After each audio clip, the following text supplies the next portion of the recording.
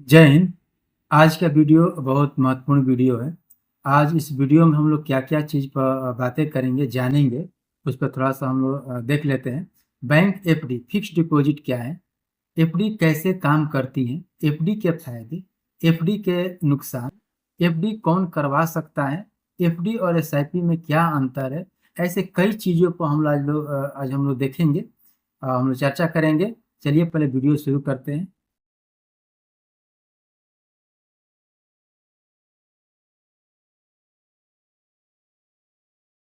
सबसे पहले हम लोग देखते हैं बैंक एफडी यानी कि फिक्स्ड डिपॉजिट क्या है। फिक्स्ड डिपॉजिट बैंक की एक निवेश योजना है जिसमें आप एक निवेश राशि को एक तय सीमा के लिए बैंक में जमा करते हैं। बदले में बैंक आपको उस राशि पर निश्चित ब्याज यानी कि इंटरेस्ट आपको देती है। सिंपल भाषा में हम लोग समझ गए कि आप बैंक में एक पैसा जमा करते हैं जिसके बदले में बैंक आपको उस पैसे पर ब्याज देती है, जिसको हम लोग फिक्स्ड डिपॉजिट कहते हैं। एफडी कैसे काम करती है? मान लीजिए आपने 1 लाख रुपया का एफडी करवाया 1 साल के लिए और ब्याज दर 7% है, वार्षिक ब्याज 7% है।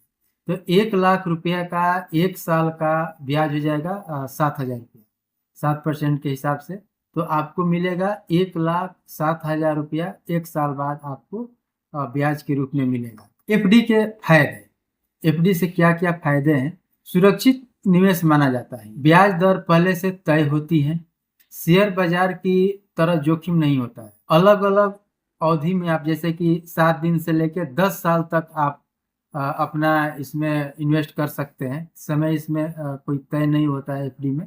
7 दिन से लेकर 10 साल के बीच में आप कभी कितने दिन को भी आप करवा सकते हैं अपने हिसाब से। जो आपको ब्याज मिलेगा उसको आप तिमाही या 6 मंथ या 1 ईयर जैसे आप अपने हिसाब से उसको रख सकते हैं। उस हिसाब से आपको ब्याज आपको खाते में आपको मिलता रहेगा। एफडी के कुछ नुकसान भी हैं, जैसे रिटर्न आम तौर पर म्यूचुअल फंड या शेयर बाजार से कम होता है। समय से पहले एफडी तोड़ने पर पेनल्टी लग सकती है।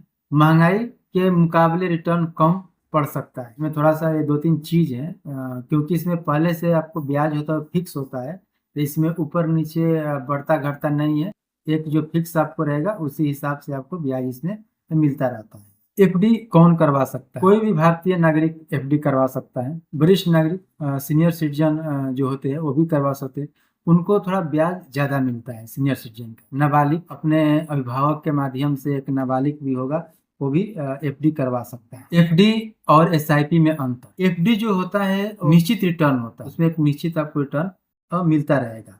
और एसआईपी में रिटर्न जो होता है वो बाजार पर निर्भर होता है। एफडी में कम जोखिम होता है और एसआईपी में जोखिम जो होता है अपेक्षाकृत अधिक हो जाता है। एफडी में पूंजी जो होती है आपका सुरक्षित रहती है और एसआईपी में पूंजी में उतराव चढ़ाव हो सकता है। एफडी में ब्याज जो होता है वो आपको निश्चित रहता है और एसआईपी जो होता है इसमें लंबी अवधि में रिटर्न आपको अधिक मिलने का संभावना होता है। थोड़ा सा एसआईपी ऊपर नीचे होता रहता है, लेकिन एफडी जो होता है वो बिल्कुल सुरक्षित होता है। जो आपको ब्याज एक निश्चित रूप में जो ब्याज के लिए आपको दिया जाएगा, आप जो बैंक आपको फिक्स कर देगा, वही ब्याज आपको बराबर मिलता रहता है। कुल मिला जुला कर अगर हम इसके निष्कर्ष पर आते हैं तो निष्कर्ष यही निकल कर आता है कि यदि आप सुरक्षित निवेश चाहते हैं और जोखिम नहीं लेना चाहते हैं तो आप एफडी करवाइए। एफडी एक अच्छा विकल्प आपके लिए हो सकता है। लेकिन यदि आपका लक्ष्य लंबी है तो आप एसआईपी या म्यूचुअल फंड के तरफ जाइए। वहाँ पर आपको ज़्यादा इंटरेस्ट मिलेगा, आपको ब्याज इसमें ज़्यादा मिलेगा। यही कुछ हम मिला जुला के इसका निष्कर्ष हम लोग इसका निकाल सकते हैं। एसआईपी और म्यूचुअल फंड दोनों के ऊपर मेरा एक डेडिकेटेड अच्छा वीडियो बना है। वो वीडियो आप लोग देखकर अच्छे से समझ सकते हैं कि एसआईपी क्या है और म्यूचुअल फंड क्या है। जिसका इसका जो लिंक है वो हम डिस्क्रिप्शन में डाल देंगे, वहाँ से आप लोग वो भी वीडियो देखकर समझ सकते हैं एसआईपी और म्यूचुअल फंड कैसे काम करता है। एफडी यानी कि फिक्स्ड डिपॉजिट बैंक की एक ऐसी योजना है जिसमें आपको पैसा सुरक्षित रहता है और उस पर तय ब्याज भी मिलता रहता है। आज के वीडियो में एफडी के बारे में अच्छे से जाने। हमको उम्मीद है कि आप इस वीडियो को देखने के बाद आपको बहुत कुछ समझ में आया होगा।